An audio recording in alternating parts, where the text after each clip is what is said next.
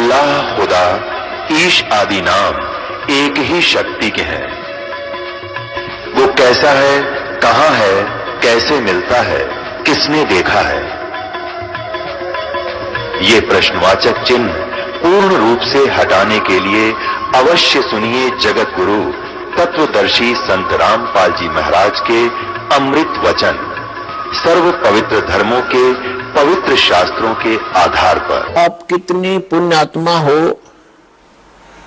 और कितना सिमरन आप करते हो और आप कितने धनी होते जा रहे हो अध्यात्म के। कबीर साहब कहते हैं, कबीरा सब जग निर्धना, धनवंता ना कोई, धनवंता सो जानियो जिस पर राम नाम धन हो। अब आज अरबपति है और कल मृत्यु होगा, भक्ति करी नहीं तो कल क्या है? वो गधापति है। फिर वो गधा बनकर घूम रहा होगा, कुत्ता बनकर गलियों में सैर सपट्टे कर रहा होगा, टट्टी खा रहा होगा, खा कहीं यहाँ का धन। तो पुण्यात्मा उस परमात्मा की शरण में आपको यहाँ के भौतिक सुख भी आपके डिमांड रिक्वायरमेंट के अनुसार अवश्य देगा ये दाता, और फिर आपकी जो भक्ति की शेष पूंजी को सुरक्षित रखेगा ताकि चल आपके यहाँ जाते समय आपका धन सुरक्षित रहे। अब क्या बता रहे हैं? सत्य नाम पालड़ रंग होरी हो, 14 लोक चढ़ाव राम रंग होरी हो, 3 लोक पासंग धर रंग होरी हो, तो ना तुला तुलाया राम रंग होरी हो। और हम हमारी बुद्धि कहां सेट कर दी इस काल में? यहाँ के इस काल की माया की भांग पी ली हमने। एक सरपंच बन जाता है, बस पूछो मत, वो अपने आप को पता नहीं कि महान मान बैठता है।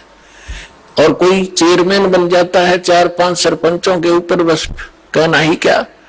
एक मंत्री और मुख्यमंत्री बनकर काख पीटते फिरते बगैर ज्ञान के बच्चों वाले खिलौने खेल रहे हैं।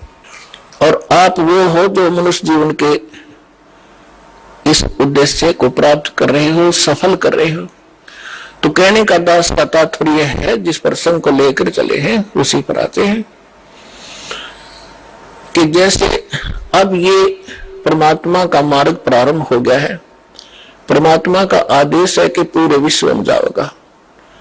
परमेश्वर ने इस काल के साथ एक कमेंटमेंट हुआ था।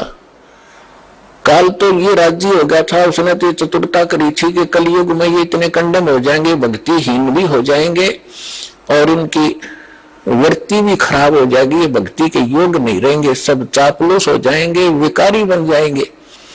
इसलिए उसने कहा था कि भगवान 3 युगों में जीव थोड़े ले जाना। परमात्मा ने कहा था कि तूने सभी मेरी आत्माओं को ऐसा दुखी कर दिया, इनकी क्या दुर्दशा कर दी तूने, गधा बना रखा, कुत्ता बना रखा, क्या ये ऐसे थे जब तेरे पास आए? तब इसने प्रार्थना करके, ये अलग स्टोरी है लेकिन हिंट देना पड़ेगा, फिर आगे चलेंगे।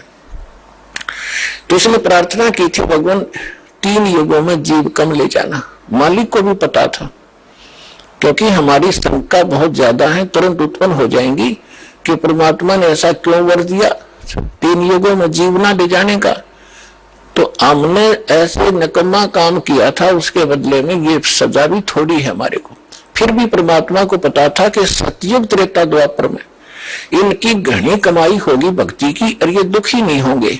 जैसे संस्कार आपके होंगे उसी प्रकार परमात्मा ने इस पृथ्वी पर वैसा ही माहौल बना देता है दाता।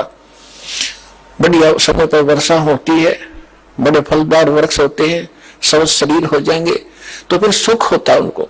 और सुख में भगवान की भक्ति प्राणी फॉर्मेलिटी करता है, और दुखी प्राणी जब हो जाता है तब उसका दुख संकट निवारण हो जाता है। फिर उसको बताया जाता है यदि आपने फिर से भक्ति छोड़ दी तो वो कष्ट फिर आ जाएगा, तो कभी नहीं छोड़ेगा, आजीवन भक्ति करेगा और वो सफल हो जाएगा। और सतयुग त्रेता द्वापर में ये जीव घना दुखी नहीं होता, शरीर मजबूत होता है, लंबी आयु होती है, खूब ठीक साइज का जो है बना रहता है गुहार। तो उस मालिक को मालूम था कि ये भक्ति नहीं करेंगे, क्योंकि सभी भक्ति करते थे लेकिन शास्त्र विरुद्ध करते रहे, और जिस कारण से वो सोच रहे थे तो साधना हम कर रहे इसी से हमें लाभ हो रहा, और हो रहा था। पिछली बैटरी चार्ज से वो प्रयोग कर रहे थे, अपनी पिछली मलाई खा रहे थे।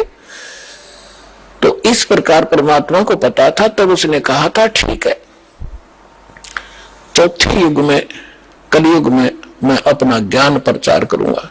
तो काल ने कहा था कि देखो जी, जबरदस्ती ना करना, बलपूर्वक मत ले जाना, आपके ज्ञान को कोई माने, समझे, स्वीकार करे और आपकी भक्ति करे तो वो आपके हों, और जो मेरे ज्ञान को, जो मैं नकली अपने दूत भेजूंगा अपना ज्ञान प्रचार करने के लिए, उनका ज्ञान जो स्वीकार करे तो वो मेरे ही रहे, आप उनको बलपूर्वक न ले जाना। परमात्मा बोला बिल्कुल सही है, जब मेरा ज्ञान ही स्वीकार कोई नहीं करेगा तो खाक जाएगा मेरे लोक में, वो तो वही जाएगा जो मेरा ज्ञान स्वीकार करेगा, मेरी भक्ति ग्रहण करेगा, तब वो जाएगा।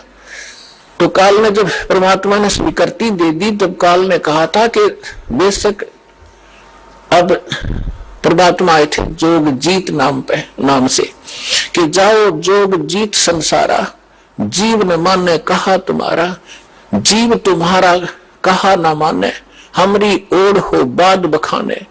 फिर कहा था द्वादश पंथ करूं मैं साजा, नाम तुम्हारा ले करूं आवाजा, द्वादश पंथ नाम जो ले ही हमरे मुख में आन समोई, और अनेक पंथ चलाऊं या विद जीवों को भरमाऊं, देवल देव और पितृ धाम पुजवाऊं, और जब ऐसे नकली जब तब सबके मन लाऊं, और जाओ जोग जीत संसारा, जीव न माने कहा तुम्हारा, जीव तुम्हारा कहा ना माने, हमरी ओढ़ हो बाद बखाने, मेरे वकील बनकर खड़े हो जाएंगे, तो रामकृष्ण को कैसे भगवान नहीं मानते हो, क्या कर रहे हो। तो परमात्मा ने कहा था कि अब मेरी भी सुन ले दो बात। चौथा युग जब कलयुग आई, तब हम अपना अंश पठाई, काल फंद छूटा बरलोई, जो जितने तू बकवास कर देगा, जितने तू भ्रमित करेगा, बंधन बनाएगा, काल फंद छूटा नरलोई, सकल सृष्टि परवाने कोई। ये परमात्मा का वचन है बच्चों, कोई डूम भाट के गीत नहीं है, समर्थ के वचन है। कि कहते हैं कलयुग बीते 5500 पाचा, तब ये वचन मेरा होगा साचा, और कलयुग बीत जावे जब एता, सकल सभी प्राणी और परम पुरुष पद चेता। और परमात्मा ने कहा था कि जब चौथा युग कलयुग आएगा तब मैं अपना अंश भेजूंगा, और उस समय काल के सारे फंद, तेरे सारे दाव पेच, ये अज्ञान को काट दिया जाएगा, और सकल सृष्टि उपदेशी होगी, नाम लेवेगी। और फिर कहा था कि जब कलयुग 5505 बीत जाएगा तब मेरा ये वचन सत्य होगा, और उस समय पूरा विश्व उस परमात्मा के उस परम पद का जानकार होगा, उसको पता चले। अभी तो हम स्वर्ग और नरक, स्वर्ग और नरक, कोई व्यक्ति मर गया में का स्वर्गवासी हो गया, चाहे जाता हो नरक में, हमने एक कोड वर्ड बना रखा था। तो अभी तक हमने सतलोक और सचखंड का पता ही नहीं था, परमात्मा का परम पद कौन सा है और कहाँ रहता है, कैसा है, कैसे प्राप्त होता है। और ये नकली पंथ चले थे काल के, राधा स्वामी पंथ और कबीर पंथ, जो 12 पंथ है कबीर जी के नाम से चला रखे, सारे नकली और काल के प्रेरित हैं। इनमें ना सत्य ज्ञान है ना सत्य साधना है, तो अंडरस्टूड है। जानना ज्ञान सत्य है, ना वहां नाम साधना सत्य है, तो क्या है वो तो खोखा है, नकली है, डुप्लीकेट सारे। तो अब परमात्मा ने कहा कि पूरा विश्व इस ज्ञान से परिचित होगा, पूरा विश्व नाम लेगा। अब प्रश्न चल रहा था कि 2 प्रकार से मानव शरीर प्राप्त होते हैं। एक तो टर्न वाइज होता है कि नरक स्वर्ग भोग के, उसके बाद फिर 84 लाख प्रकार के प्राणियों के शरीरों में कष्ट उठा के उसको एक मानव शरीर मिलता ही मिलता है। तो वो उस प्रकार का प्राणी शीघ्र भक्ति पर नहीं लगता, उसके अंदर एक ऐसा गुण होता है, अवगुण होता है, वो बहुत ही देर से बहुत समय लगेगा उसमें, लेकिन मालिक की दया, जो दास ने कल उदाहरण दिया था, उस तरीके से उसके ऊपर असर होता है। वो भी तरीका मालिक उन बच्चों के लिए भी अपनाएगा अब। लेकिन जो बता रहा दास के एक पिछले संस्कारों से पुनर्जन्म होते रहते मानव के, उसके लिए अभी तक दास यह भूमिका बना रहा है ये समझाने के लिए आपको कि जैसे आप जी को प्रथम मंत्र दिया जाता है, पहले परमात्मा ने इस प्रथम मंत्र में केवल ये बीच वाले 5 नाम ही दिए जाते थे, और ये काल के पंथ जो राधा स्वामी पंथ और इससे निकली हुई जितनी शाखाएं हैं ये 5 नाम देते हैं। और वो कौन से नाम? पांचों काल के, यूजलेस, ओंकार, निरंकार, ज्योत निरंजन, सोहम और सतनाम। सतनाम कोई जाप है? ओंकार निरंकार ये कोई जाप है? ये 5 नाम थे जो दास आपको प्रथम मंत्र में बीच के 2 फर्स्ट एंड लास्ट को छोड़कर, ये पहले नहीं दिया जाता था, इसलिए इसको अभी तक गुप्त रखा था। ये कंप्लीट कोर्स है।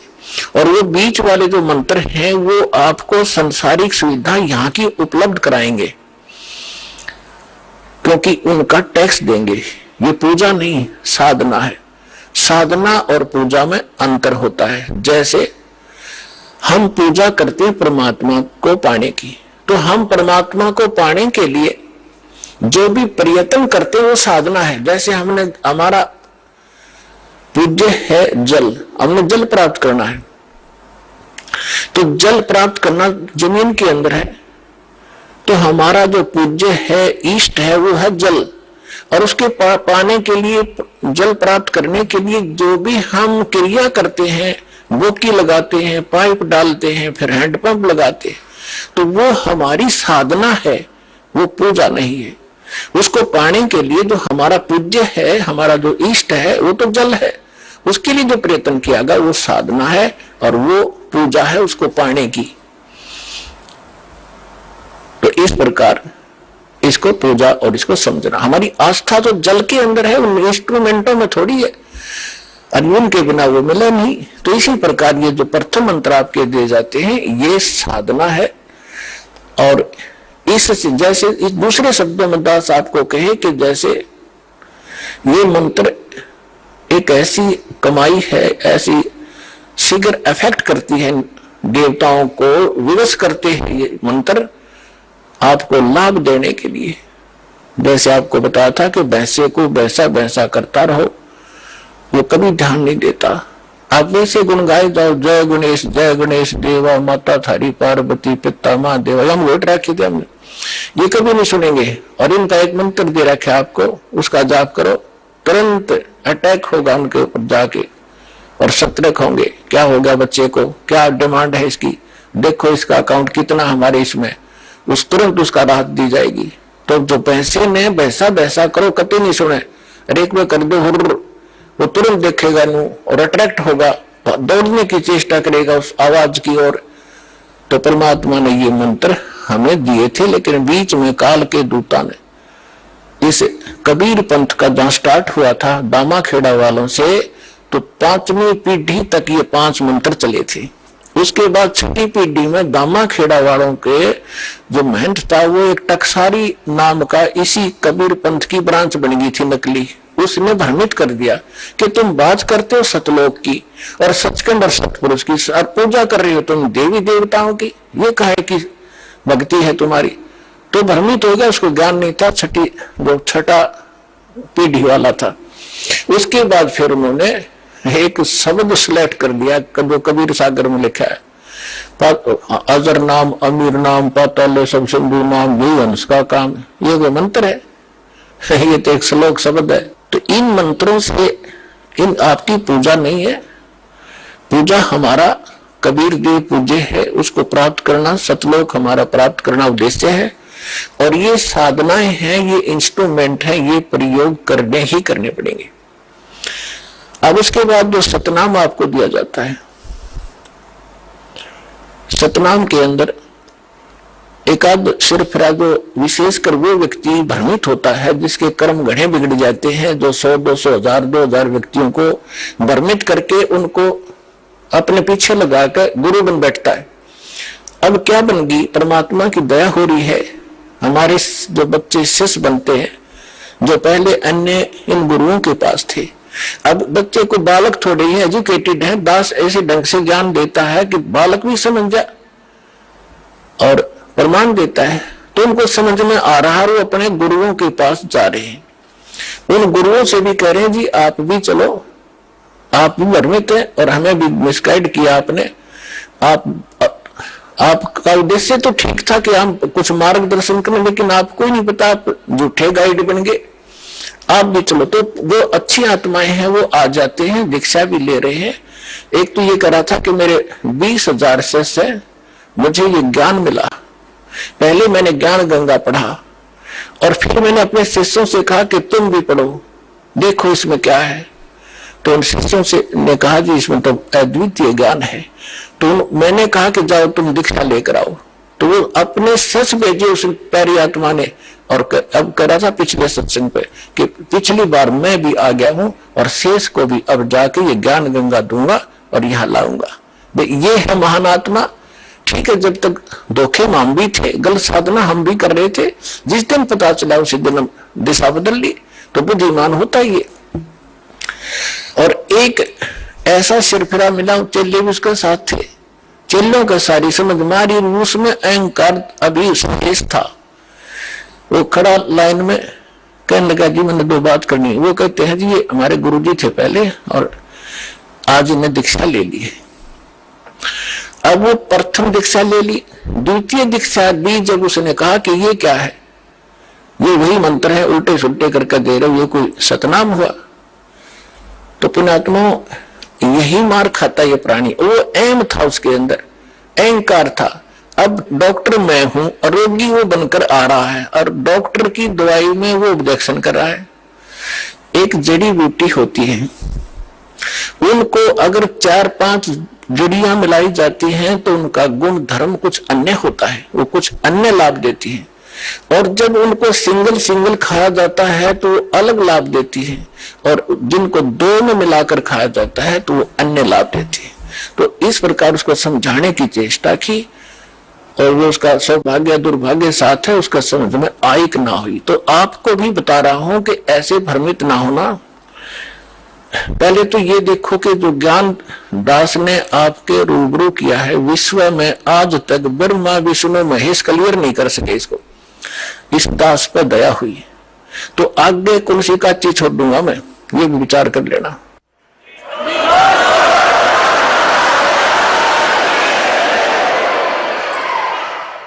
और फिर ये साथ एक पॉइंट को क्लियर करने के लिए 6 उदाहरण देता हूं, ऐसे मजबूत जो हलाए नहीं हिल सकते। यही मंत्र किस ने जाप किया?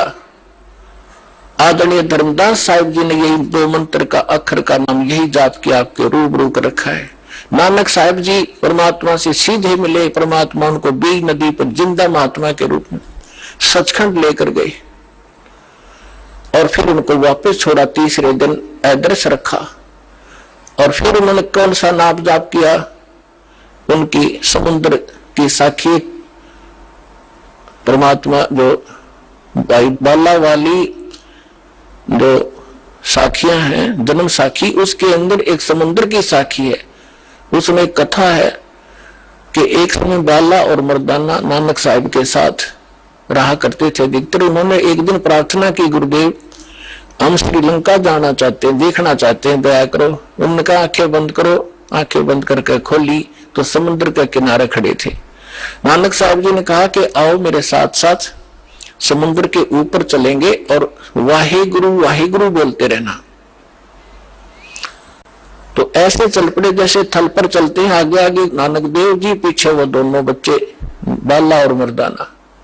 तो नानक साहब जी ने, वैसे तो सिमरन श्वास से करना होता है, उन्होंने जानबूझ कर झटका देना था क्योंकि परमात्मा का सख्त आदेश था, धर्मदास मेरी लाख दुहाई। और ये मूल ज्ञान अभी कई बार ये सार नाम और सतनाम अभी किसी को देना नहीं तो नकली पंथों का हाथ लग जाएगा। और जब मेरा दास आवेगा वो कैसे भिन्नता बताएगा, ये सारी विचलित हो जाएगी कहानी। हमारा सारा जो है ना काम बिगड़ जाएगा और काल का फिर से दाव लग जाएगा। मेरे बच्चे मुझे पहचान नहीं सकेंगे। तो वो महापुरुष थे, जैसे वेद में लिखा है कि दृढ़ भक्त को मिलते हैं, वो आकर के अपना ज्ञान देते हैं। तो दृढ़ भक्त के नानक साहब जैसे उन्होंने कभी किसी सिख को ये नाम नहीं दिया सतनाम, बल्कि सख्त एक ऐसा झटका दे दिया कि सब घबरा गए कि इस मंत्र को छूना नहीं है। नानक साहब जी ने उच्चारण करके ये 2 अक्षर का मंत्र जाप करना शुरू कर दिया। मर्दाना ने सोचा कि गुरुजी तो सतनाम जाप कर रहे हैं 2 अक्षर का, जिसमें एक ओम है, एक तत् है, तो क्यों ना मैं भी जाप करूं। मर्दाना फिर वो 2 अक्षर का मंत्र जाप करने लगा, तो लगा डूबने। नानक साहब जी ने देखा, तब नानक जी ने कहा कि भाई तो वो जाप कर जो मैंने तेरे को बोला है, ये मंत्र मत कर। तो फिर वो वाहिगुरु कहने लगा, फिर ठीक हो गया। कहने का भाव ये है कि नानक जी तो वो 2 अक्षर का नाम जाप कर रहे थे और शिष्य को मना किया। क्यों किया? वो परमात्मा के प्यारे बच्चे थे, उनको मालूम था कि यदि आज ये डिस्क्लोज हो गया तो बैठा बैठ जाएगा। आज तक किसी सिख को इस सतनाम की भनक भी नहीं है, ना वो ग्रंथ साहिब में रखा, अलग अलग स्थानों पर रख दिया, लेकिन सीधा नहीं रखा, और वहां से प्रमाणित हो गया। और इसके साथ साथ आदरणीय गरीबदास साहिब जी को परमात्मा मिले, गांव छुड़ानी, जिला जज्जर, हरियाणा में, खेतों में 10 वर्ष के थे, सचखंड लेकर गए और फिर बहुत काफी समय 8-10 घंटे ऊपर रखा परमात्मा के बच्चे को, फिर वापस छोड़ा। उसने परमात्मा से परिचित होकर अपनी अमृतवाणी में दासों से गरीबदास पंथ से आगे बढ़ा है। उसमें गरीबदास पंथ में ये मंत्र नहीं है सतनाम का, और में बकवास करते हैं, ओम भागवते वासुदेव नमः, कोई करता है, कोई कुछ करता है, कोई सतगुरु, ये मंत्र नहीं है। और ग्रंथ साहिब गरीबदास जी के ग्रंथ साहिब के अंदर प्रमाणित है ये मंत्र। ऐसे ही नामदेव जी को परमात्मा मिले थे, उसको भी यही मंत्र दिया था 2 अक्षर का। पहले वो अकेला ओम नाम जाप करते थे, फिर उनको समझाया कि ओम तो ब्रह्म तक का जाप है, ये तो असंख्य जन्म तक जाप कर लिया आपने, और यही भटकते रहते हो, ब्रह्म लोक में चले जाते हो, वहां से फिर वापस आ जाते हो। नामा छिपा ओम तारी, पीछे सोहम भेद विचारी, सार शब्द पाया दलोई, आवागवन बोर ना होई। तो कहने का भाव ये है दास का कि ये मंत्र जो है, इस भ्रमणा में ना रहना। अब बड़ी बनाई बात ने बिगाड़िए मत, मुश्किल से सिर चढ़ी है यह कहानी। कितने संकट झेलने पड़े हैं, दास ने जेल तक जाना पड़ा, झूठे मुकदमों को फेस कर रहे हैं। कोई बात नहीं, परमात्मा हमारे साथ है। हमारा एक बार ज्ञान निखार हो जा, फिर चाहे फांसी दे दियो मेरे, एक बार परमात्मा का ज्ञान उसके बच्चों तक पहुंच जा।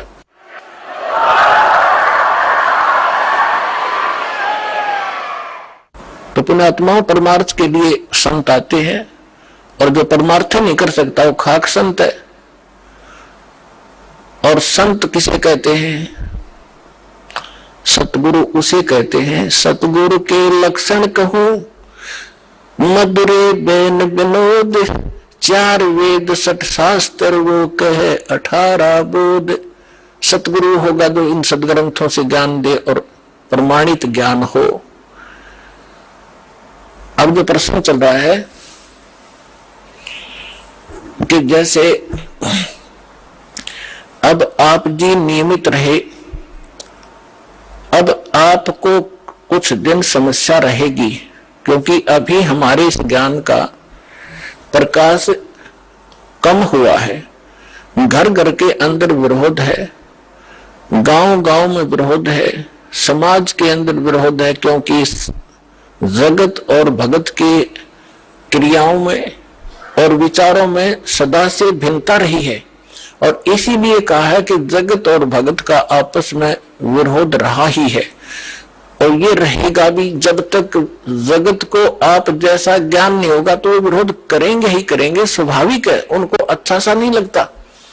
जैसे यहाँ पहली बार कोई व्यक्ति आता है और दूसरा आके प्रणाम करता है, वो खड़ा खड़ा देखता रहता है, ये क्या कर रहे हैं यहाँ पर, उसको अच्छा सा नहीं लगता, क्योंकि वो तो अहंकार में कोई छोटी मोटी पोस्ट हो तो उसमें तो भारी बात हो जाती है, कैसे लंबा लेटू, ये होता है उनमें जो भक्तिहीन होते हैं पिछले जन्म के, और पिछले जन्म के भक्ति युक्त प्राणी होते हैं, चाहे कितना बड़ा अधिकारी हो तुरंत समर्पित हो जाता है। वो पिछले संस्कार उसको अपने आप झुका देते हैं। उदाहरण के लिए जैसे सरसों आपने देखा होगा, सरसों जब तक उसकी फलियों में दाने नहीं होते, यानी उसकी कीमती नहीं होती, तब तक वो ऐसे खड़ी रहती है। और जो जो वो पकती चली जाती है, वो कीमती बनती जाती है, उनकी वैल्यू बनती है, वो झुकना शुरू कर देती है। और इतनी झुक जाती है कि जमीन को छूने की चेष्टा करती है, क्योंकि ईव उनकी कीमत बन गई, वो कीमती हो गए, उनके अंदर वो शक्ति आ गई, वो कीमत बन गई। और जब तक वो यूजलेस थी, वो नो खड़ी थी आकड़ी ऊपर ने। तो इसी प्रकार जो पूर्व जन्म के भक्ति युक्त होते हैं, उनका स्वभाव होता झुकने का, वो खड़े रह ही नहीं सकते। उनके अंदर पिछली भक्ति इतनी जबरदस्त होती है। और जो भक्तिहीन होते हैं वो आकड़ी रहा कर नो, लेकिन उनमें भी भक्ति बन जाएगी। सत्संग सुनेंगे, भगवान की अमृत वाणी सुनने मात्र से संस्कार शुरू हो जाते हैं। चाहे वो घर पर सुन रहा है मालिक दास के वचन, किसी टीवी पे, या अपने किसी इस सिम के अंदर, या इस चिप के अंदर से जो सत्संग सुनते हैं, वो भी संस्कार भरने शुरू हो जाते हैं, उसमें वजन बनना शुरू हो जाता है। फिर धीरे धीरे यहाँ भी आता है, फिर सत्संग सुनता है, यहाँ जो है प्रणाम करता है, फिर उसके अंदर भक्ति संग्रहित होकर अपने आप झुकना उसका स्वभाव बन जाएगा। फिर उसको बुरा लगेगा तो झुका नहीं का, प्रणाम नहीं करेगा तो उस पर कह नहीं जा। तो जो प्रसंग चल रहा है कि अब ये बिचली पीठी चल रही है, और इसमें क्योंकि सत्संग एक सामूहिक तौर से सब विचार व्यक्त किए जाते हैं, ये एक सामूहिक लेक्चर है जिसमें प्रथम कक्षा के बच्चे भी होते हैं जो पहली बार आए हैं, कुछ ऐसे भी होते हैं जो वैसे ही सत्संग श्रवण करने के लिए भी आए हैं, कुछ ने आज ही उपदेश लिया है, कुछ 2 वर्ष के हो गए, कोई 4 बार आए हैं, कोई पुराने भक्त हैं। तो सभी के अनुकूल इस सत्संग के माध्यम से ही संदेश दिया जाता है, और उनको जिसको जहां को त्रुटि होती है ये वचन वही काम करते हैं। जैसे आपको कोई बीमारी रोग है, इंजेक्शन कुल्ले पर लगाएंगे, वो उसी दर्द पर जाकर काम करेगा जो रोग होगा।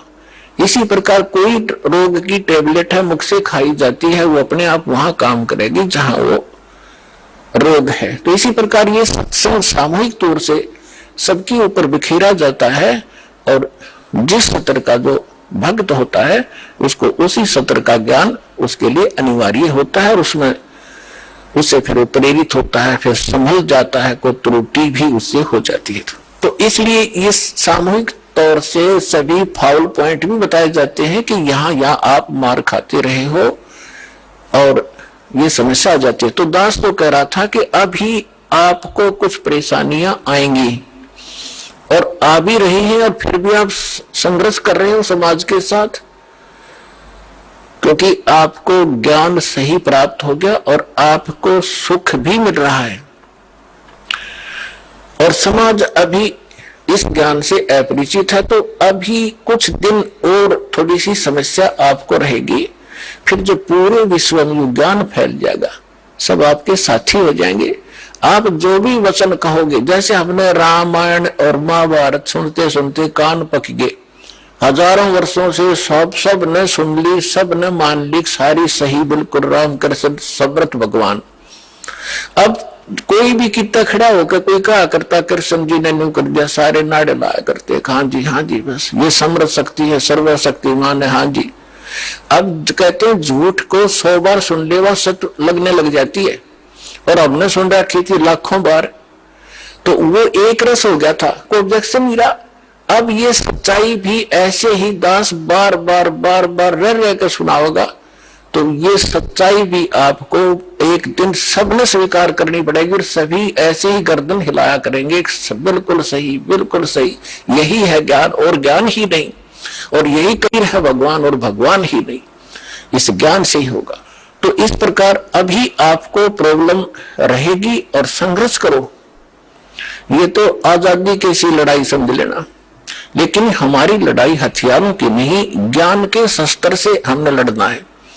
कबीर साहब का ज्ञान ऐसा है, कहते और ज्ञान सब ज्ञानड़ी, कबीर ज्ञान सो ज्ञान, और जैसे घोड़ा तोब का करता चले मैदान।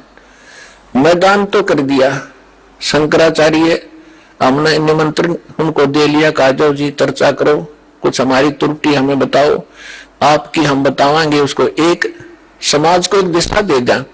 लेकिन कुछ भी रहा हो, चाहे वो अपने आप को गण्याडी मान रहे होंगे, और के जावा रामपाल का तो कोई अस्तित्व नहीं है, लेकिन फिर भी गरीब के पास भी आ जाना चाहिए बड़े आदमियों ने, जो आमंत्रित करता है। दूसरी बात यह है कि उनके पास कख नहीं, उनको सारा पता लग चुका है, क्योंकि पुण्यात्माओं आज इतना सेंसिटिव मीडिया है। एक वचन भी दास ने इस पूरे सत्संग में गलत बोल दिया होता, ये बवंडर बना देते। और आज मैं सीधा छाती में मार रहा हूं इनका सच्चाई को, और कोई चसक नहीं रहा, इतना वजन है सच्चाई के अंदर। तो वो यहां नहीं आए, दुर्भाग्य था हमारा, बहुत इंतजार की उनकी, लेकिन परमात्मा ने दया करी, इस साधना चैनल वाले पर न्यारी रजा कर दी दाता ने। इसने अपनी टीम भेज के और सबसे उनके इंटरव्यू ले लिए, खुश होकर दे दिए, 2-3 मन्नत दो दी उनकी, यहाँ पर दिखा दिया किसे शंकराचार्य है और किसे आचार्य है। तो पुण्यात्माओं, कहने का भाव यह है कि जब तक ये पूरे विश्व में एक रस नहीं होगा, तब तक थोड़ा सा विरोध बना रहेगा, और उसमें आपने घना सावधान रहना पड़ेगा कि आपका नाम खंडित ना हो। वैल्यू है, कहते हैं परमात्मा, कहते हैं जैसे माता गर्भ को रख यतन बनाए, और ठेस लगे तो छन हो तेरी, ऐसे भक्ति जाए। अब भक्ति का मिलना वो बड़ी कठिन, और मिलने के बाद फिर वो उसको सुरक्षित रखना, वो एक बहुत बड़ी बात है। जब तक परिपक्व नहीं हुई तो फिर फायदा क्या उसका। तो इतना सावधानी आपने बरतनी पड़ेगी, जैसे कोई माता बच्चे को गर्भ में आते ही वो कितनी सतर्क हो जाती है, खान पीन में संयम बरतती है, पैर ऊंचा नीचा ना टिक जा कि बच्चे को झटका लग जाए, रात को करवट भी गलती से ले लेती है तो तुरंत सतर्क होती है, और कहीं मेरे बच्चे का दाब ना लगी हो और खराब ना हो जाए मेरा गर्भ, वो कितनी चिंतित रहती है। तो आप जी ने इस भक्ति का जो लाल है, इतनी सावधानी से परिपक्व करना पड़ेगा, तब आपको सफलता होगी। इसमें फाउल पॉइंट है, आन उपासना नहीं करनी, संसारिक व्यवहार के जो भी कार्य हैं जो भक्ति परमात्मा की मर्यादा को भंग करते हैं, वो नहीं करने, और फिर आप सफल हो जाओगे। तो अभी थोड़ी सी कठिनाई आपको चल रही है, घर घर में विरोध चल रहा है। पति ने नाम ले लिया, पत्नी नहीं मानती, मैं तो सारी पूजा करूंगी, तो कैसे ऐसा क्या कर रहा है। पत्नी ने ले लिया तो पति दुखी करता है। तो धीरे धीरे ज्ञान से क्या होगा, ये ज्ञान ऐसा है कि आप घर पे चलाओगे और बच्चों पर भी असर करेगा, ना सुनेंगे तो भी कक्ष में सोए हुए व्यक्तियों पर भी ये वाणी असर करेगी, जैसे गारुड़ का मंत्र अचेत हुए उस सर्प के डसे हुए व्यक्ति पर, जो सुन भी नहीं रहा समझ भी नहीं रहा, और उसके ऊपर भी वो मंत्र बोल बोल कर उसके विष को उतार कर सचेत कर देता है। और ये तो परमात्मा की वाणी सब सिद्ध है। ये तो अपने पशु पक्षियों के ऊपर भी वाणी जा रही है, उनको भी, उनके भी पाप डाउन हो रहे हैं। ठीक है, उनके पाप गणे हैं इसलिए पशु योनि मिली, तो वो पाप घटते रहेंगे। जैसे कपड़ा किसी का ज्यादा मैला है, हो गया है, मैल हो गया है, तो कई बार साबुन लगाने से स्वच्छ होगा, उज्जवल हो जाएगा, और जिसका थोड़ा मैला है 1-2 बार साबुन लगाने से उज्जवल हो जाता है। तो ये साबुन है, परमात्मा का जो ज्ञान है, सत्संग है, वचन है, ये साबुन और जल दोनों का काम करता है। तो धीरे धीरे ये सत्संग जिस घर में चल रहा है, पड़ोसियों तक भी असर होगा आपका, और आपके घर के पशु पक्षियों पर भी इसका प्रभाव पड़ेगा। आपके घर कोई पशु पक्षी भी रह रहे हैं, उसके ऊपर भी धीरे धीरे उसके अंदर ये वाणी का वो ज्ञान यज्ञ का पुण्य उसमें संग्रहित होगा। और कुछ ऐसे पाप हैं जो ज्ञान यज्ञ से ही खत्म होते और उसका विकल्प ही नहीं है। जैसे कपड़े को पहले थोड़ा मैला है तो जल से धो दिया, साफ हो गया, ज्यादा मैला है तो और भी मैल रहा तो साबुन लगाना पड़ा। और फिर भी कोई दाग दबा रह जाता है तो ड्राई क्लीन से साफ हो जाता है। तो इसी प्रकार ये सभी क्रियाएं हमें अपने अंतःकरण, अपने जीव के ऊपर, आत्मा के ऊपर जो मैल जमा हो गए, उन सभी पापों का नाश करने के लिए ये सारे ही साधन अपनाने पड़ेंगे, मंत्र के जाप भी करने पड़ेंगे, पांचों यज्ञ भी आपने करनी पड़ेंगी, और तब जाकर के आपकी भक्ति सफल होगी। इसमें फॉल पॉइंट दास आपको बता रहा है कि ये भ्रमित ना होना। ऐसे कोई व्यक्ति आपके साथ डिस्कस भी करे तो उसको समझाना कि देखो, पहले तो जब हम डॉक्टर के पास जाते हैं तो डॉक्टर की औषधि में हम स्वयं ही विवेचन करते हैं, तो फिर उस डॉक्टर के पास जाने की आवश्यकता ही नहीं कि इसने दवाई ठीक नहीं दी तो कोई और देखो, वहां से लो। तो इसी प्रकार सबसे पहले तो ये देखो, ये ज्ञान आज तक ना किसी ने सुना और ना सुनाया, किसी के पास था ही नहीं। और जिन महापुरुषों के पास था उनको प्रतिबंध कर दिया था, मालिक ने प्रतिज्ञा करा दी थी कि अभी इसको डिस्क्लोज ना करना। तो महापुरुष थे, वो अपनी अमृतवाणी में बोल कर सारा कुछ लिख गए, एफिडेविट बना गए, कबीर इज गॉड, ये वो फाइनल कर गए थे वो महापुरुष, जिनके दास बार बार उनके शुभ नाम आपको सुनाता है। और फिर हमारे सदग्रंथ उसी का प्रमाणित करते हैं कि कबीर इज गॉड। तो फिर ये क्लियर हो गया कि आज तक कोई हमें यही निर्णय नहीं करके बताया कि भगवान कौन है और कैसा है। अब जैसे रामकृष्ण को, विष्णु जी को, शंकर जी को भगवान मानने वाले, उनसे अगर हम पूछा करते थे कभी, वो कहता मैं समाधि लगाता हूं, भगवान देखा आपने? भगवान दिखता थोड़ा ही है, वो तो निराकार है। और ये विष्णु ब्रह्मा जी की मूर्ति रख रखी, ये क्या फिर? तो हमारा निराधार ज्ञान था, बेसलेस था, हम डामाडोल थे, स्थिर नहीं थे।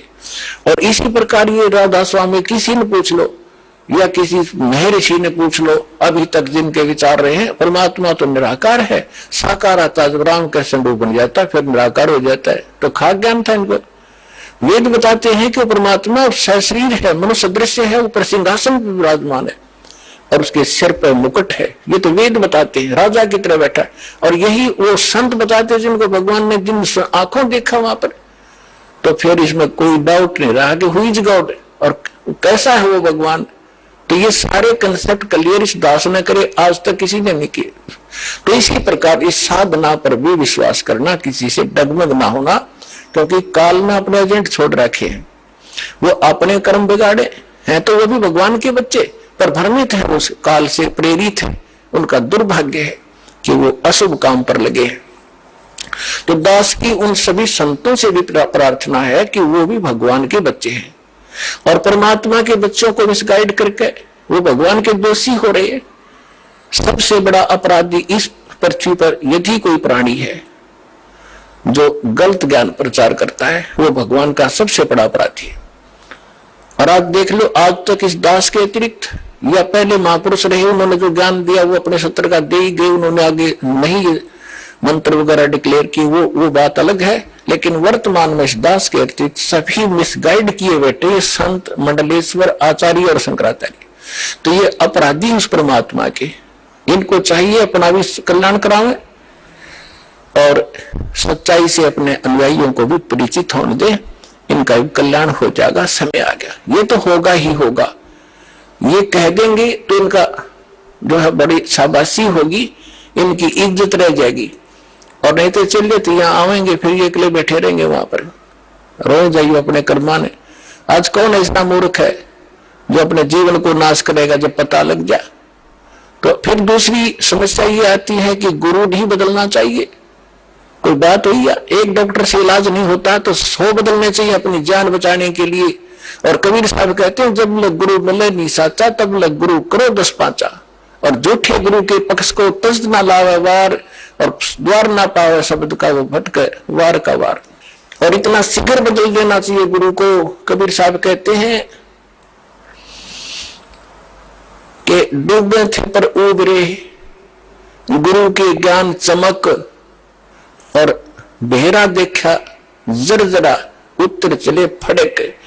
पहले बेड़े हुआ करते थे, फ्लोटिंग लकड़ियों का एक बेड़ा बना लिया। अभी तो नौका तो बहुत बाद में चली है, पहले बेड़ा हुआ करता था, उसके ऊपर बैठकर दरिया को पार करके अपना कोई काम करने जाते थे, उन बेड़े के ऊपर बैठ कर जाया करते। तो बेड़े कई बार गल जाते थे, कंडम हो जाते थे।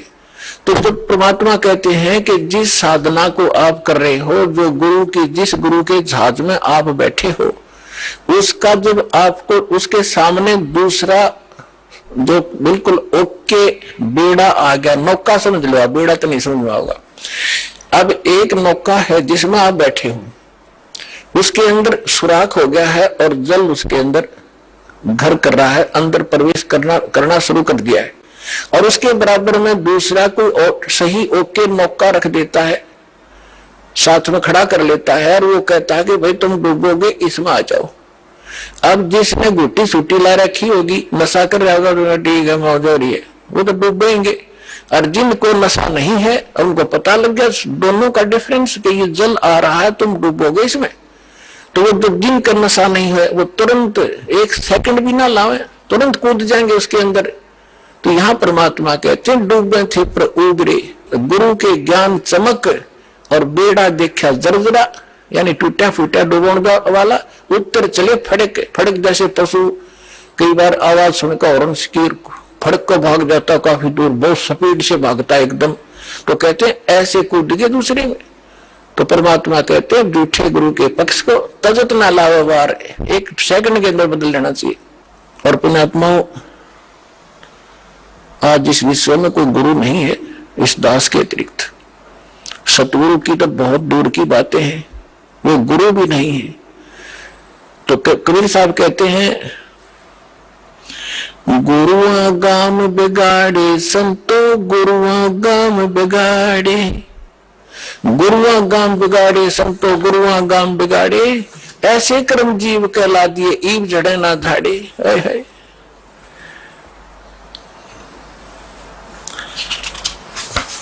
अब परमात्मा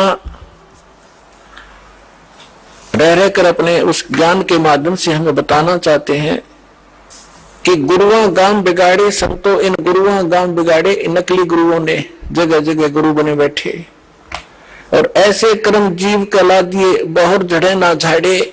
अब कोई जो भी पूजा उन्हें चपका दी, उनका ये कर लो, श्राद्ध निकाल लो, फलाना कर लो, अब उनको छोड़ना नहीं चाहते, जबकि सारे शास्त्र विरुद्ध साधनाएं हैं। अब क्या बताते हैं, पाहन को परमेश्वर कहते, या निंदा बड़ी भारी, या को मोह को समझ पड़ी है पूजा दी अगारी, जो हड़का जल भर कह लाए, चरणामृत ठहराए, जड़ के चरण धो के दिन ने फिर चेतन को फिर पाए। अब क्या बता रहे हैं कि जैसे पहले हमने देखा, हमारे गांव में एक शिव जी का मंदिर है, और कभी वहां चले जाते थे, कभी त्योहार होता था, शिव जी का मेला पड़ता था, तो क्या करते थे, उस जोड़ मत है तालाब में जिसमें भैंस भी माए मुक्त है, उस सब नहाया करती, वह भी पेशाब करे, टट्टी करे, और उसमें से भर के लाते लोटा, और उसको फिर भगवान शिव जी के उस पर शिवलिंग पर डालते, और फिर आगे निकलता उसको लोटे में भर लेते, उसने चरणामृत बनाकर सारा नबाटा कर दिया पुजारी। परमात्मा कहते हैं कि जो हड़का जल भर के लाए तालाब से और चरणामृत ठहराए, और जड़ के चरण धो के प्याए, उस पत्थर की मूर्ति के चरण धो के प्याए। आइए अब हम उन श्रद्धालुओं के अनुभव जानते हैं जो जगत गुरु तत्वदर्शी संत रामपाल जी महाराज जी से दीक्षा प्राप्त कर चुके हैं तथा उनके द्वारा बताए गए भक्ति मार्ग पर चल रहे हैं। नमस्कार जी। नमस्कार सर। क्या नाम है सर आपका? शोभा दास है जी। शोभा जी, आप कहाँ के रहने वाले हैं? मैं सर डिस्ट्रिक्ट करनाल, गांव अमूपुर से हूँ सर। शोभा जी, संत रामपाल जी महाराज से नाम दीक्षा आपने कब ली? सर मैंने संत रामपाल जी महाराज से दीक्षा 2011 में ली जी। संत रामपाल जी महाराज से नाम दीक्षा लेने से पहले आप क्या भक्ति साधनाएं करते थे? सर भक्ति साधना तो जैसे आम समाज की तरह घर में माई मसानी सेठ शीतला की जो भक्ति करते हैं, ऐसे हम भी किया करते थे सर। सर फिर आप संत रामपाल जी महाराज की शरण में कैसे आए? सर संत रामपाल जी महाराज की शरण में आने से पहले मैं गांव गुंथला गढ़ुआ पेवे के पास, वहां मैं कटिंग का काम करता था, नाई की दुकान थी मेरी, तो वहां काम करता था। तो मेरे पास कटिंग के लिए समाज से लोग आया करते थे, और वहां संत रामपाल जी महाराज के शिष्य आया करते थे। सर में बीमार बहुत था। एक दिन क्या हुआ, संत रामपाल जी महाराज के शिष्य ने मेरे को एक पुस्तक दी, ज्ञान गंगा पुस्तक देने के बाद वो बोले, मास्टर जी इसको पढ़ा करो, शायद आपके दुख कम हो जाए। मैंने कहा ठीक है भाई, पढ़ लूंगा मैं इसको। लेकिन मैंने उसे ले तो ली, मैंने उस पुस्तक को जाके ट्रक में रख दिया। मैंने उसको हाथ में लगाया, कम से कम 4 महीने वो पुस्तक उस ट्रक में रखी रही, मेरे को कोई समय नहीं मिला। लेकिन एक दिन अचानक परमात्मा की दया हुई, दुखी तो मैं बहुत था। मैंने ट्रक से उस पुस्तक को निकाला और फिर मैंने उसको पढ़ना स्टार्ट किया। तो फिर मैंने देखा उसके अंदर एक काल पुरुष भी है। तो फिर मैंने काल पुरुष के बारे में पढ़ना स्टार्ट किया, मेरा इंटरेस्ट बढ़ गया। जैसे जैसे मैं उस पुस्तक को पढ़ता गया तो वैसे वैसे ही मेरी जो दिमाग में टेंशन थी या थोड़ा दुखों का भार था वो कम होता गया। और मैं भगत जी के साथ 19 मार्च 2011 को संत रामपाल जी महाराज के आश्रम में जाके मैंने नाम दीक्षा ली। सर, संत रामपाल जी महाराज से नाम दीक्षा लेने के बाद क्या आपको भी कोई लाभ प्राप्त हुए? हाँ सर, सबसे पहले तो लाभ ही है सर। जब मैं नामदान ले चुका था तो मेरे घर जो दूसरा बच्चा हुआ, पहला मेरे पास लड़का था सर, लेकिन जो दूसरा बच्चा हुआ उसके बारे में मेरे को 10 दिन बाद पता चला। भाई वो जो मेरे घर बच्चा हुआ है ना, वो किन्ने रूप में है। मेरी भक्तमती ने मेरे को फोन किया, भी जो हमारे घर बच्चा हुआ है उसका कंप्लीट शरीर नहीं है। मैंने देखा है उसको। पहले तो जो दाई रूप में आती थी माई, उसको पता नहीं था, वैसे नहला देती थी। लेकिन जब मेरी भक्तमती उसको नहलाने लगी ना, तब उसको स्पष्टीकरण हुआ भी इसका कंप्लीट शरीर नहीं है। तो मेरी भक्तमती ने जब फोन किया तो मैं तुरंत वहां से अपने गाँव आ गया। गाँव आने के बाद मैंने अपने बच्चे को देखा, अपनी आंखों से देखा तो देखा कि उसका कंप्लीट शरीर नहीं है, सिर्फ पानी निकलने के लिए थोड़ा सा सुराग है उसमें। तो मेरे घर वालों ने भी देखा, हमने भी देखा। फिर मासी और को भी पता लग गया था कि फोन पहुंच गया था। उन्होंने भी उस बच्चे को ऐसे मतलब कि मिलाप करके देखा। कम से कम 4-5 माइयों ने अपनी आंखों से देखा। वो कहने लग गया भी इसके ठीक होने के कोई चांस नहीं है। तो मैंने कहा भी ऐसी बात नहीं है, हमने जिसको गुरु बनाया है संत रामपाल जी महाराज को, वो पूर्ण परमात्मा के रूप में आए हुए हैं यहाँ। तो बोले ठीक है भाई, जैसा था विश्वास है करो, लेकिन डॉक्टर से दिखाओ। हमने कहा भी संत रामपाल जी महाराज से बड़ा डॉक्टर धरती पे कोई नहीं है, हम तो इसको ही पूर्ण परमात्मा मान रहे हो, यही पूर्ण परमात्मा है। तो भगत जी ऐसे हुआ। तो वहां से भगत जी आए और हमने उनको पूछा भी हम संत रामपाल जी महाराज से कैसे मिल सकते हैं। बोला भगत जी कुछ नहीं, आपने लाइन में खड़े होके गुरु जी आशीर्वाद लेना और उससे बातचीत करनी, क्योंकि संत रामपाल जी महाराज जी सभी को आशीर्वाद देते थे। आश्रम में टोटली जितनी साध संगत जाती थी और सभी से कष्टों के बारे में पूछते थे, बेटा आपको क्या कष्ट है, और आशीर्वाद देते थे। तो उसी प्रकार हम भी चले गए, हम भी लाइन में खड़े हो गए बच्चे को लेकर। तो जब संत रामपाल जी महाराज आए, संत रामपाल जी महाराज को हमने प्रणाम किया और गुरु जी से अरदास लगाई। गुरु जी बोले बेटा बताओ क्या कष्ट है आपको। हमने कहा गुरु जी हमारे घर एक बच्चा हुआ है जो किन्नर रूप में है, और गुरु जी हम बहुत मतलब कि कहने का अर्थ समाज से और अपने जो रिश्तेदार हैं उनसे परेशान हो गए हैं। अभी उनको पता लग गया अभी इनके घर ये पैदा हुआ है, और स्वाभाविक है वो कहते हैं अभी इसको तो घर नहीं रखा जाएगा और इनको किन्नर ले जाएंगे। तो परमात्मा से पढ़े, बोला बेटा ऐसी कोई बात नहीं है, ठीक है आप फूस मांग रहे हो, अन्न मांगो ना। यहाँ किसान अन्न के लिए ही खेती करता है, तो आप अन्न मांगो, फूस तो ऐसे ही मिल जाएगा। तो बोला बेटा आपको दूसरा मंत्र मिलेगा 4 महीने बाद, फिर देखना जो ये कर्मों की मार है ना इसको परमात्मा जलाकर राख कर देंगे। तो हमने कहा ठीक है गुरु जी। हमने गुरु जी से आशीर्वाद लिया और हम दोनों जी वापस अपने गांव चले गए। तो हमारा उस दिन से इतनी खुमारी लग गई, तो हम दिन रात ही प्रथम मंत्र का जाप करने लग गए, काम कम जाप ज्यादा। तो जैसे ही 4 महीने बाद हमारे को सतनाम मिला। सतनाम मिलते ही हमने रट्टा लगा दिया सतनाम का, क्योंकि हमारे आगे तो हमने ये दुखों का पहाड़ दिख रहा था, बहुत बड़ा पहाड़ है ये तो, और परमात्मा ने कह रखे ठीक होगा। तो सर जब हमारे को 4 दिन हो गए ना सतनाम का जाप करते हुए, 5वां दिन आया, सर्दी के दिन थे, मेरी भक्तमती उस बच्चे को गर्म पानी के साथ बाहर धूप में नला रही थी और मैं भी बैठा था चारपाई पे। तो उसने कहा देखो देखो जी, देखिए ये कंप्लीट शरीर हो गया, सतगुरुदेव ने हमारे लिए कंप्लीट शरीर कर दिया। तो देखो जी, मैं दौड़ा दौड़ा गया और जाके मैंने शरीर को भी देखा कंप्लीट ही शरीर हुआ था। संत रामपाल जी महाराज ने उस टाइम जो अपने वचन थे वो पूरे कंप्लीट कर दिए थे जी, और उस बच्चे को गुड़िया बना दिया। और आज वो गुड़िया मेरे पास है जी, 7 साल की हो रही है जी। अगर आज को किसी को यकीन नहीं है, आके मेरे घर आके देख सकते हैं। गांव का नाम है मेरा अमूपुर, डिस्ट्रिक्ट करनाल। मेरे गांव में देखो, जो मेरे घर वाले हैं उनको पता है और हमको पता है, मेरी रिश्तेदारी को पता है, किसी से भी पता कर सकते हैं। लेकिन जो परमात्मा का रास्ता है ना, इसमें समाज कभी साथ नहीं देता। चमत्कार देखने के बाद भी उसको भूल भुलैया कर देता है। लेकिन जिसके ऊपर हो रहे हैं, अब जैसे मेरे संत रामपाल जी महाराज के रूप में जो मेरे पर चमत्कार किया है, दास को जेल सेवा भी मिली है। जेल सेवा के अंदर जाके भी मैंने, जो अंदर कैदी थे हमारे से यही बातचीत करते थे, आप इस संत के पीछे लगे हुए हैं, इसने आपको क्या दिया, आज आपको जेल दे दी है।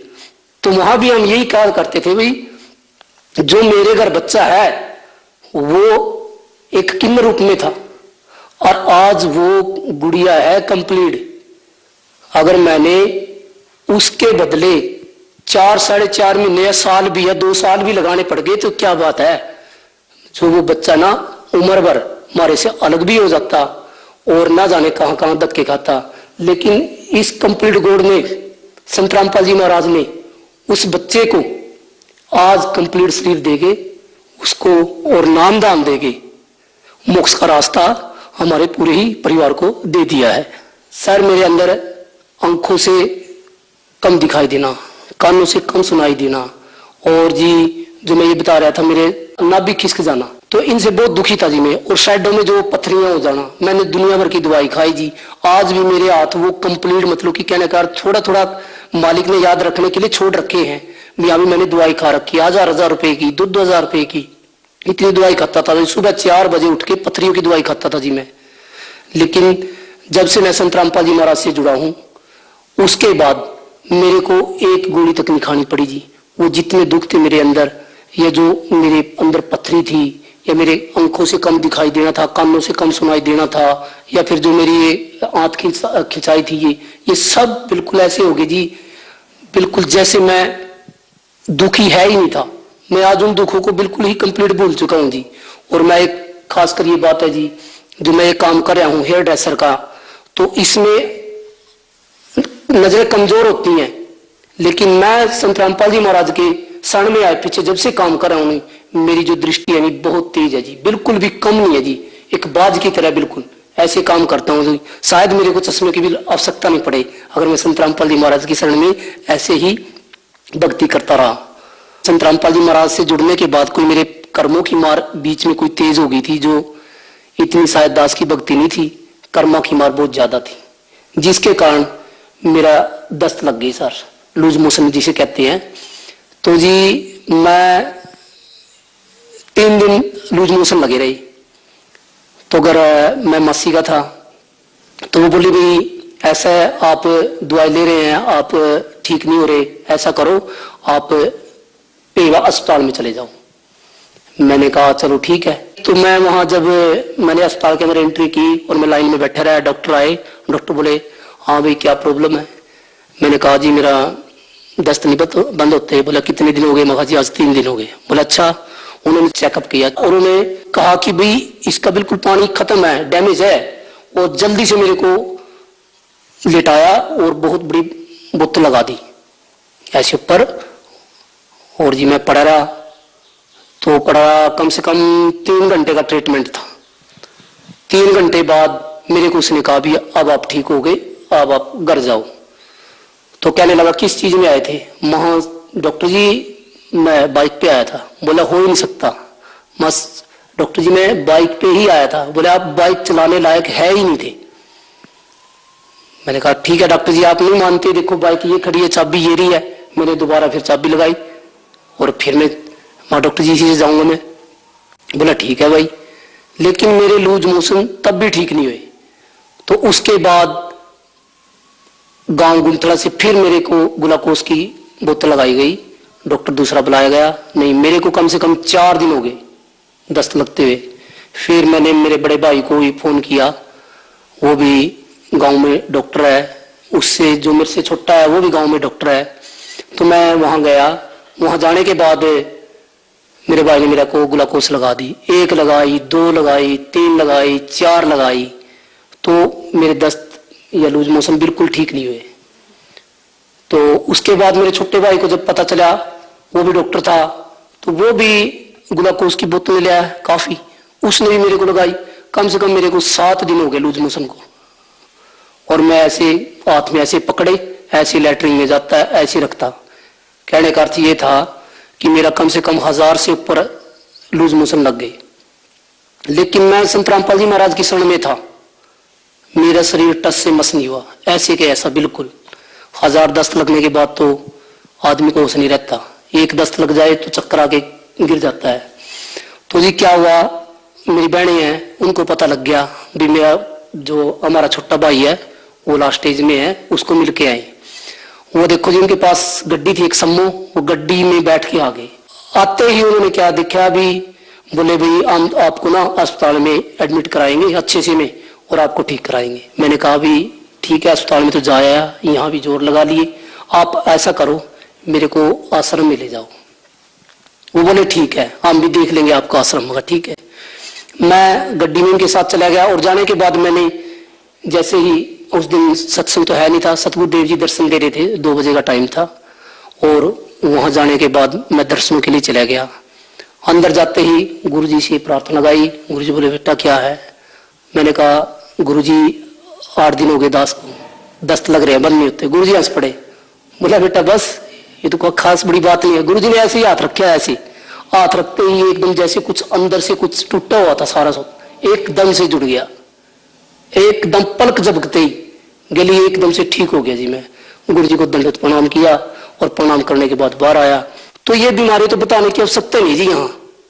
तो ज्ञान सुन के जब वो नामदान लेंगे, नामदान लेने के बाद परमात्मा कहते हैं जो ये दास मंत्र देता है, जो जाप देता है, चाहे जन्म मरण की जो बीमारी बताई है मेन, वो ठीक हो जाएगी। ये तो बीमारी कुछ भी नहीं है जी, ये तो पल भर में ऐसे बगैर बताए ठीक हो जाएंगी जी। यहाँ जैसे मेरे घर जो मेरा बच्चा था पल भर में ठीक हो गया, ये जाप से ही हुआ।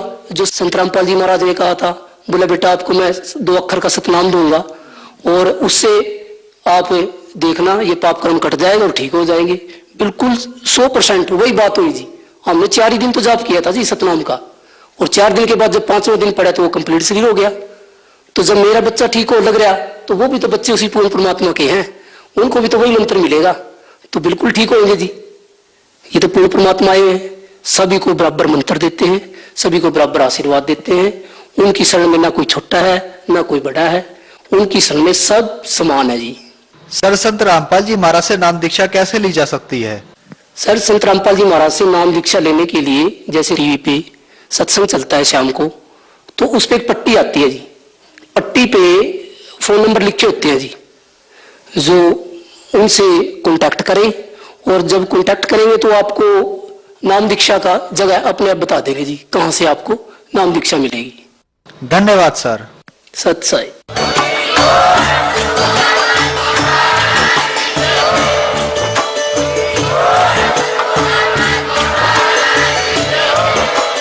आप सुन रहे थे जगत गुरु तत्वदर्शी संत रामपाल जी महाराज जी के मंगल प्रवचन। अधिक जानकारी के लिए विजिट कीजिए हमारी वेबसाइट www.jagatgururampalji.org। संत रामपाल जी महाराज जी के शुभ आशीर्वाद से पूरे विश्व भर में 500 से भी ज्यादा नाम दीक्षा केंद्र हैं, जिन पर संत रामपाल जी महाराज जी द्वारा ऑनलाइन निःशुल्क नाम दीक्षा दी